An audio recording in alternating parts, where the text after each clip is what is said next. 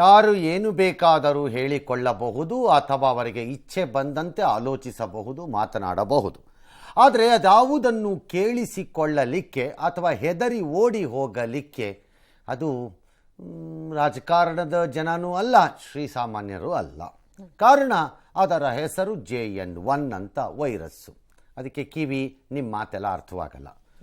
ಹಾಗಾಗಿ ಕರ್ನಾಟಕದಲ್ಲಿ ಈ JN1ನ ಹಾವಳಿ ದಿನೇ ದಿನೇ ಒಂದಿಷ್ಟು ಸದೃಢಗೊಳ್ತಿರೋಂಗೆ ಕಾಣಿಸ್ತಿದೆ, ಹೆಚ್ಚಾಗ್ತಿರೋಂಗಿದೆ. ಈ ಎಂಟ್ರಿ ಆಗಿದ್ದ ಕಳವಳ ಅನ್ನೋಕ್ಕಿಂತ the way it is spreading slowly death ತಂದಂಗಿದೆ. ಇವತ್ತು 2 ಸಾವು ಆದಂಗಿದೆ, ಎಲ್ಲೋ ದಕ್ಷಿಣ ಕನ್ನಡ ಮತ್ತು ಮೈಸೂರಿನಲ್ಲೆಲ್ಲೋ ಆದಂಗೆ ಇದೆ. ರಾಜ್ಯ ಸರ್ಕಾರ ಆತಂಕ ಬೇಡ ಅಂತಿದೆ. ನನ್ನ ಪ್ರಕಾರ ರಸ್ತೆಗಳಲ್ಲಿ ಜನರನ್ನು ನೋಡಿದರೆ, ಮೊನ್ನೆ ಮುಗಿದ ಸಾಲು ರಜೆಗಳನ್ನು ನೋಡಿದರೆ ಜನಕ್ಕೆ ಆತಂಕ ಇದೆ ಅಂತ ನನಗೇನು ಅನ್ನಿಸ್ತಾ ಇಲ್ಲ. ಹಾಗೇನು ಆದರೂ ಈ ವೈರಸ್ನ ಹಬ್ಬುವಿಕೆ ಸ್ವಲ್ಪ ನಿಧಾನವಾಗಿ ಎಲ್ಲರನ್ನು ಬಡಿದೆಬ್ಬಿಸುವೀರ ಅಂತ ಎಬ್ಬಿಸುತ್ತಿದೆ. ಅದರ ಮುಂದುವರಿದ ಭಾಗವಾಗಿ ರಾಜ್ಯ ಸರ್ಕಾರ ನಾಳೆ ನಾನೇನು ಮಾಡಿಲ್ಲ ಎಂಬ ಆರೋಪಕ್ಕೆ ಗುರಿಯಾಗಬಾರದು ಎಂಬ ಕಾರಣವೋ ಏನೋ ಮಾರ್ಗಸೂಚಿ ರೂಪದಲ್ಲಿ ಒಂದಿಷ್ಟು ಸಲಹೆಗಳನ್ನು ಕೊಟ್ಟು ಬಿಟ್ಟಿದೆ. ಇದನ್ನು ನಿರ್ಬಂಧ ಅಂತಲ್ಲವಂತೆ, ಸಲಹೆ ಎಂದು ಸ್ವೀಕಾರ ಮಾಡಬೇಕಂತೆ. ಅಯ್ಯಯ್ಯೋ, ದಿನೇಶ್ ಗುಂಡೂರಾವ್ಗೆ ಅನುಭವ ಇಲ್ಲ ಈ ವಿಚಾರದಲ್ಲಿ. ಈಗ ಅಧಿಕಾರಕ್ಕೆ ಬಂದಿರೋದವರು. ಕಳೆದ ಕೊರೋನಾದಲ್ಲಿ ಕಡ್ಡಾಯ ಎಂದು ಮಾಡಿದರೆ ಪಾಲನೆ ಮಾಡಿಸುವುದು ಕಷ್ಟ ಇತ್ತು ನಮ್ಮ ಹತ್ರ. ಈಗ ನೀವು ಕಡ್ಡಾಯ ಇಲ್ಲ, ಸಲಹೆ ಬಟ್ ಪಾಲನೆ ಮಾಡಿ ಅಂದರೆ ಮಾಡ್ತಾರಾ? ನಮ್ಮ ಜನ ಮಾಡಲ್ಲ, ಅಷ್ಟು ಮಾತ್ರ ನಿಜ. ಮುಂಜಾಗ್ರತಾ ಕ್ರಮ ತಗೊಳ್ಳಿ, ಒಳ್ಳೆಯದು. ಅಂದರೆ ನಮಗೂ ಗೊತ್ತು ಒಳ್ಳೆಯದು ಅಂತ, ತಗೋಬೇಕಲ್ಲ. ಬೆಳವಣಿಗೆಯಲ್ಲಿ ಈಗ ಕೋವಿಡ್ ವ್ಯಾಕ್ಸಿನ್ ಖರೀದಿಗೂ ಸರ್ಕಾರ ಮುಂದಾಗಿದೆಯಂತೆ.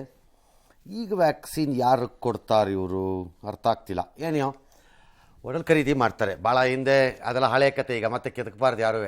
ಆ ವ್ಯಾಕ್ಸಿನೇ ಸರಿ ಇಲ್ಲ, ವ್ಯಾಕ್ಸಿನೇ ಕೊಡಬಾರ್ದು, ಭಾರತದ ವ್ಯಾಕ್ಸಿನ್ ಡಬ್ಬ, ಅದೊಂದು ಖಾಲಿ, ಬಾಯಿಗೆ ಬಂದಂಗೆಲ್ಲ ಮಾತಾಡ್ಕೊಂಡು ಓಡಾಡಿದ್ರು ಭಾಳ ಜನ. ಇದೆಲ್ಲ ತೆಗಿಬೇಕಪ್ಪ ಅವ್ರು ಯಾರ್ಯಾರು ಅಂತ ಮಾತಾಡಿದವರೆಲ್ಲ. ಹಳೇದ್ರಲ್ಲಿ ಯಾರ್ಯಾರು ಉಡಾಪೆ ಹೊಡೆದಿದ್ದು ಗಿರಾಕಿಗಳೆಲ್ಲ, ಪ್ರಭೂತಿಗಳು ಯಾರ್ಯಾರು ಅಂತ ಚೆಕ್ ಮಾಡಬೇಕು ಒಂದ್ಸರಿ. ಏನೋ ಈಗ ಖರೀದಿ ಮಾಡ್ತಾರಂತೆ, ಯಾರಕ್ಕೆ ಕೊಡ್ತಾರೋ ಗೊತ್ತಿಲ್ಲ, ಬೇಕಿದ್ದವ್ರು ತಗೊಳ್ಳಿ. ಸಲಹೆ ಏನಂತೆ ರಾಜ್ಯ ಸರ್ಕಾರದ್ದು? ಹೊಸ ವರ್ಷಾಚರಣೆಗೆ ಯಾವುದೇ ನಿರ್ಬಂಧ ಇಲ್ಲ. ಆಯ್ತಾ ಅಲ್ಲಿಗೆ? ಇದು ಸಲಹೆ ಅಲ್ಲ, ಖುಷಿಯಾಗಿರಲಿ ಬಿಡಿ, ತಪ್ಪೇನಿಲ್ಲ. ಆದರೆ ಮಾಸ್ಕ್ ಬಳಸಿ, ಸ್ಯಾನಿಟೈಸರ್ ಉಪಯೋಗಿಸಿ. ಯಾವನು ಬಳಸಲ್ಲ. ಆ ಕೂಗಾಟ ಕಿರುಚಾಟದಲ್ಲಿ ಮಾಸ್ಕ್ ಮೂಗ ಮೇಲೆ ನಿಂತಿರ್ತಾನೆ. ಇನ್ನು ಸ್ಯಾನಿಟೈಸರ್, ಬಾಡಿ ಸ್ಯಾನಿಟೈಸ್ ಆಗುವ ಸಮಯ ಅದು. ನೀವು ಕೈಯನ್ನು ಸ್ಯಾನಿಟೈಸ್ ಮಾಡಿಕೋ ಎಂದು ಹೇಳುತ್ತಿದ್ದೀರಿ. ಬಾಡಿನೇ ಸ್ಯಾನಿಟೈಸ್ ಆಗಬೇಕಾದ ಸಮಯ ಬಹು ಜನರಿಗೆ, ಎಲ್ಲರಿಗೂ ಅಲ್ಲ. ಬಾಡಿನೇ ಸ್ಯಾನಿಟೈಸ್ ಆಗ್ತಿರುತ್ತೆ ಆಟೋಮೆಟಿಕ್ ಆಗಿ. ಅಂಥದ್ರಲ್ಲಿ ಕೈ ಸ್ಯಾನಿಟೈಸ್ ಮಾಡ್ಕೊಂಡು ಕೂತ್ಕೋತಾರೆ, ಕೈ ಉಜ್ಕೊಂಡು ಇವ್ರುಗಳು. ಸಾಮಾಜಿಕ ಜೋಕ್ ಮಾಡಬಾರ್ದು, ಸಾಮಾಜಿಕ ಅಂತರ ಪಾಲಿಸಿ, ಗುಂಪಿನಿಂದ ದೂರ ಇರಿ.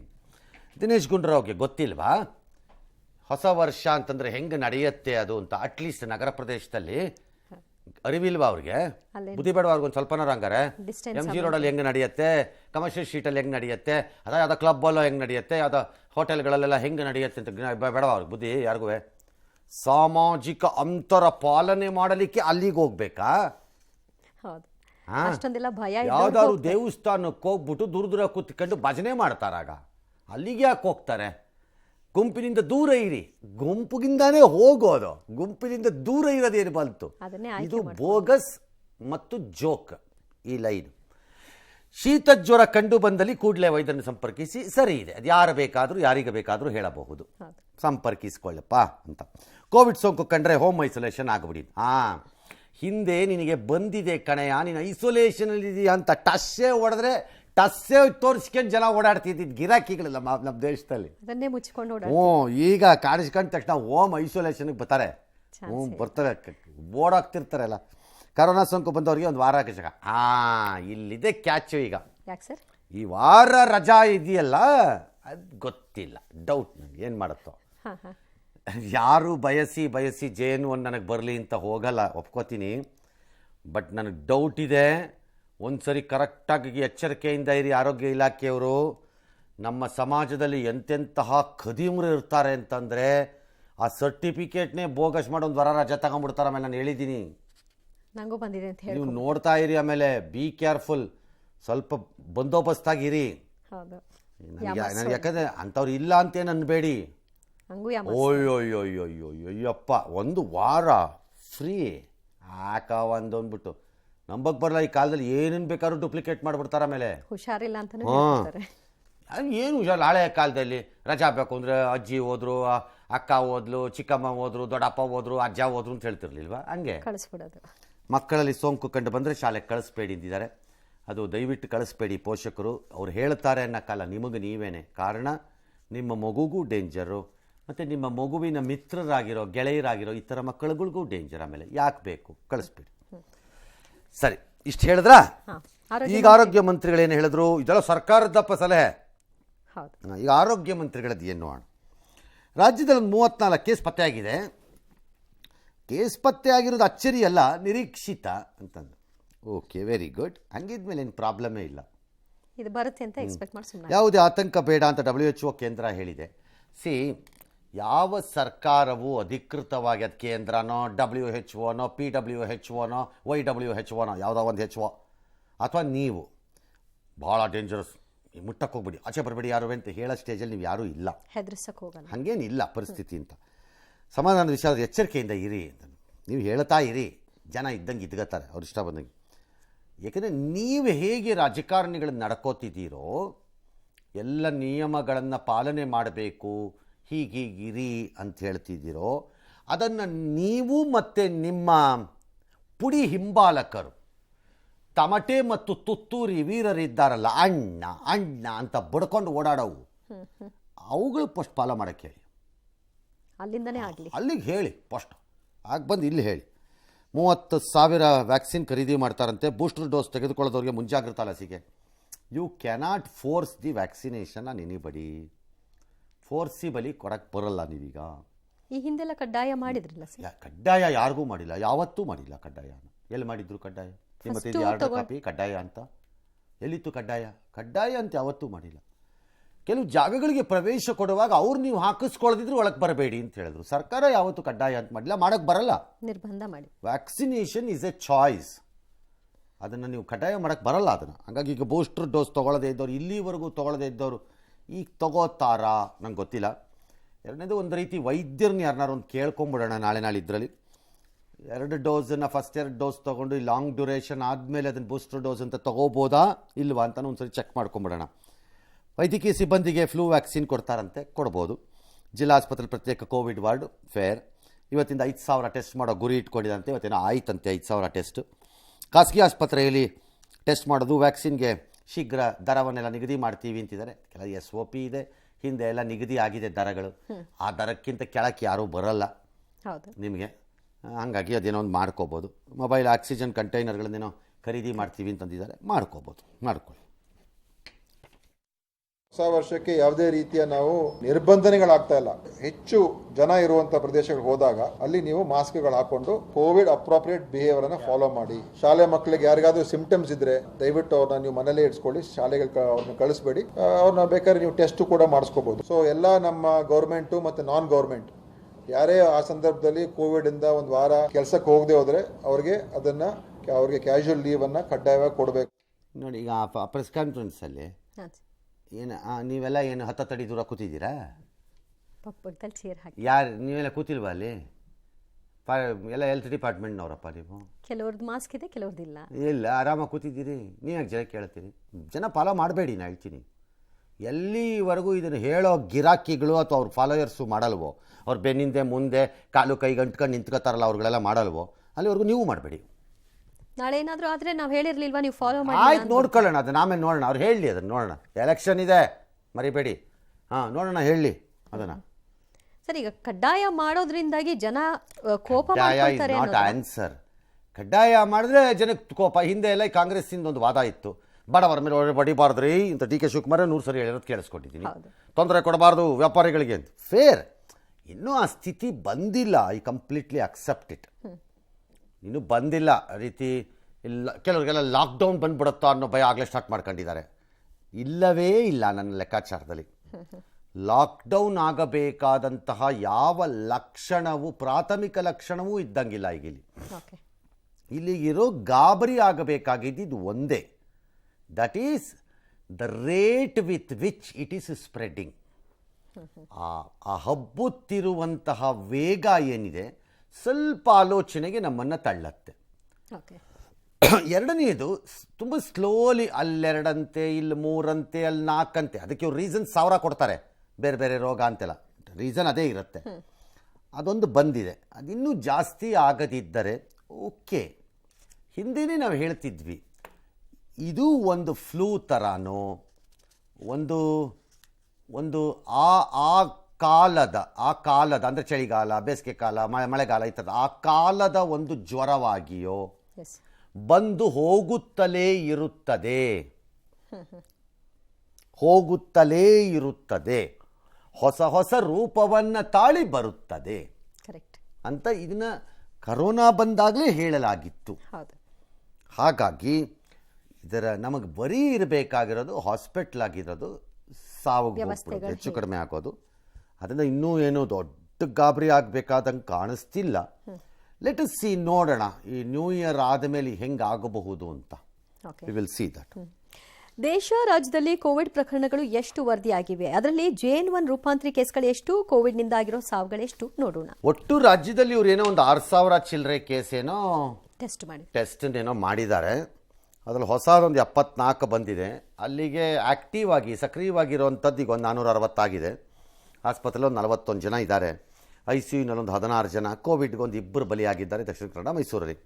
ಅಲ್ಲಿಗೆ ಅದು 8 ಆಯಿತು ಅನ್ಸುತ್ತೆ ರಾಜ್ಯದಲ್ಲಿ ಈಗ, ನಮ್ಮ ಲೆಕ್ಕಾಚಾರದ ಪ್ರಕಾರ. ಅವ್ರ ಲೆಕ್ಕಾಚಾರದ ಪ್ರಕಾರ -34 ಇರ್ಬೋದು. ಮೈನಸ್ ಹೆಂಗ ಅಲ್ಲ, ಯಾರು ಸತ್ಯ ಇಲ್ಲ ಅನ್ನಕ್ಕೆ. ಹಾಂ, ಮೈನಸ್ ಇರ್ಬೋದು ಬೇಕಾರೆ. ಬಟ್ ನನ್ನ ಪ್ರಕಾರದಲ್ಲಿ ಒಂದು 7-8 ಬಂದು ಕೂತಂಗಿದೆ ಈಗಿದು. It's all right. ಆಸ್ಪತ್ರೆಯಲ್ಲಿ ಚಿಕಿತ್ಸೆ ಪಡೆಯುತ್ತಿರುವವರ ಸಂಖ್ಯೆ ಇಟ್ಸ್ ಲೆಸ್ ದ್ಯಾನ್ 10% ಇದೆ. ಸಕ್ರಿಯ ಕೇಸ್ಗಳಿಗೆ ಹೋಲಿಸಿದ್ರೆ ಲೆಸ್ ದ್ಯಾನ್ 10%, ಅರೌಂಡ್ 8%, 7.5-8% ಬಂದು ನಿಂತ್ಕೋಬೋದೇನೋ. ICUನಲ್ಲಿರೋದುವೆ ಕೂಡ ಭಾಳ ದೊಡ್ಡದಲ್ಲ. ಮತ್ತು ICUಲಿರೋ ಎಲ್ಲ ಕೇಸ್ಗಳು ಕೋವಿಡ್ಡೂ ಇರುತ್ತೆ, ಬೇರೆ ಸಮಸ್ಯೆಗಳು. That is the problem of corona. Health ministry ಇದನ್ನು ಜನರಿಗೆ ಹೇಳಬೇಕು. ಇದನ್ನು ಹೇಳದೆ ಔಷಿಟ್ಕೊಂಡು ಆ ಪ್ರಾಬ್ಲಮ್ಗೆ ಅವ್ರಿಗಾಯ್ತು, ಈ ಪ್ರಾಬ್ಲಮ್ಗಾಯಿತು ಅಂತ ಬಿಡಬೇಡಿ ಕೂತ್ಕೊಂಡು. ಯಾಕೆ ಅಂದರೆ ಆ ಪ್ರಾಬ್ಲಮ್ ಇರೋರೇ ಕೇರ್ಫುಲ್ ಆಗಿರಬೇಕಾಗಿರೋದು ಈಗ. ಹೌದು, ಭಾಳ ಎಚ್ಚರಿಕೆಯಿಂದ ಇರಬೇಕಾದವ್ರು ಅವರೇನೆ. So you need to conduct a campaign. ಇತರೆ ರೋಗ ಲಕ್ಷಣಗಳ ಇರುವವರು, ಇಂತಿಂಥ ರೋಗ ಲಕ್ಷಣಗಳಿರುವವರು, you should conduct a major campaign. ಅದನ್ನು ಜನರಿಗೆ ಅಲರ್ಟ್ ಮಾಡಬೇಕು. ಇದಿರೋರು ಬಿ ಕೇರ್ಫುಲ್, ಅವ್ರಿಗೆ ಸಮಸ್ಯೆ ಅದು. ಅವರೇ ಅದರಲ್ಲಿ ತುಂಬ ಉಲ್ಬಣ ಆದವರೇ ICU ಒಳಗೆ ಓಡೋಗ್ಬಿಡೋದು. ಹಾಂ, ಹಾಗೆ ಪ್ರಾಬ್ಲಮ್ ಅದು. ನೋಡೋಣ ಏನಾಗುತ್ತೋ ಗೊತ್ತಿಲ್ಲ. ಸದ್ಯಕ್ಕಂತೂ ದೊಡ್ಡದಾಗಿಲ್ಲ. ಬೆಂಗಳೂರಿನಲ್ಲಿ ಟಾಪ್ ಜಿಲ್ಲೆ 57 ಇದೆ. ಗ್ರಾಮಾಂತರ ಹಾಸನದಲ್ಲಿ ಒಂದು 4, ಚಿಕ್ಕಬಳ್ಳಾಪುರದಲ್ಲಿ ಏನೋ ಒಂದು 3, ಮೈಸೂರು ಮಂಡ್ಯ ಒಂದು 2, ಚಾಮರಾಜನಗರ ವಿಜಯನಗರದಲ್ಲಿ ತಲಾ 1. It's not big number. ಯಾಕಂದರೆ ರಾಜ್ಯದಲ್ಲಿರುವ ಜನಸಂಖ್ಯೆಯ ಆಧಾರದಲ್ಲಿ ಕೂತ್ಕೊಂಡು ನೋಡೋದಾದರೆ ಬಹಳ ದೊಡ್ಡ ಸಂಖ್ಯೆ ಇದು ಅಂತ ನಾನು ಕರೆಯಕ್ಕೆ ಬರಲ್ಲ.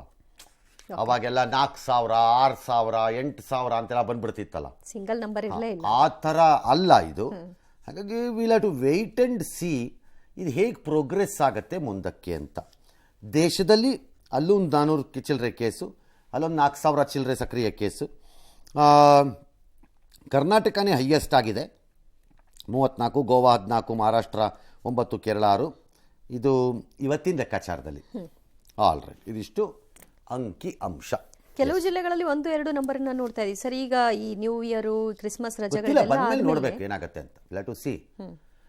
ಹಿಂದೆ ಕೆಲವರಿಗೆ ಕೋವಿಡ್ ಬರಲೇ ಇಲ್ಲ, ಕೆಲವರಿಗೆ ಬಂದು ಹೋಗಿದ್ದು ಗೊತ್ತಾಗಲೇ ಇಲ್ಲ.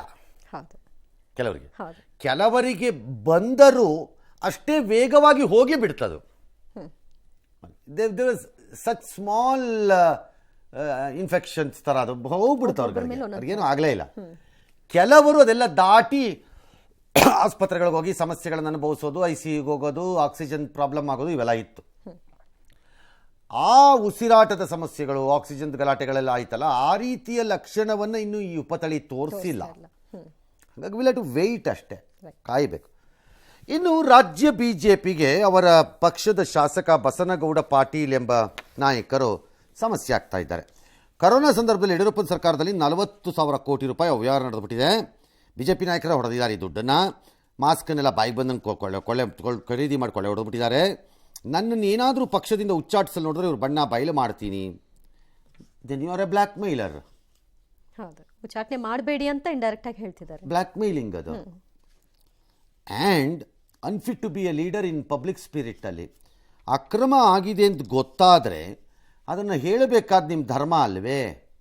ಅದರ ಸಮಯ ಬರಲಿ ನನ್ನ ಪಕ್ಷದೊಳಗೆ ಹೊರಗಾಕಿದ್ರೆ ಹೇಳ್ತೀನಿ, ಇಲ್ದಿದ್ರೆ ಹೇಳಲ್ಲ. Then black ಮೇಲರು. ಸಮಯಕ್ಕೋಸ್ಕರ ಅಷ್ಟೇ, ಸಮಯಕ್ಕೋಸ್ಕರ ಕಾಯೋದು ತಪ್ಪಲ್ಲ. ಹೇಳಲ್ಲ ನಾನು ಅಂದ್ರೆ ಬ್ಲ್ಯಾಕ್ ಮೇಲರ್. ಅವಾಗ ಕಾಂಗ್ರೆಸ್ನವ್ರು ಸಹಜವಾಗಿ ಅದನ್ನು ಕೈಗೆ ಎತ್ಕೊಂಡಿದ್ದಾರೆ. ನಾವು ಹೇಳಿದ್ವಿ, ಈಗ ನೋಡಿ ಅವರೇ ಯತ್ನಾಳೆ ಹೇಳ್ತಿದ್ದಾರೆ ಡ್ಯಾಶ್ ಅಂತ ಅವರು ಕೈ ಎತ್ಕೊಂಡಿದ್ದಾರೆ.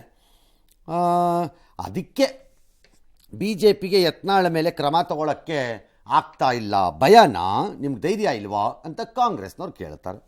ಏನು ತಪ್ಪು, ಇವರಾಗಿದ್ದಿದ್ರು ಕೇಳಿರೋರು ಅವ್ರ ಪಕ್ಷದ ಮೇಲೆ ಅವರೇ ಅಷ್ಟೇ.